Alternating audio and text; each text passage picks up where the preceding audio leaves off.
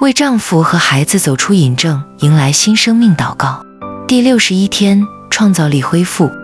创造万有、赐人灵感的主啊，你是最伟大的艺术家。我祷告求你恢复并引导我那被隐症埋没的丈夫和孩子的创造力，唤醒他们里面被你赋予的创作才能，无论是通过艺术、音乐、写作、手工，还是在工作、解决问题的创新思维上。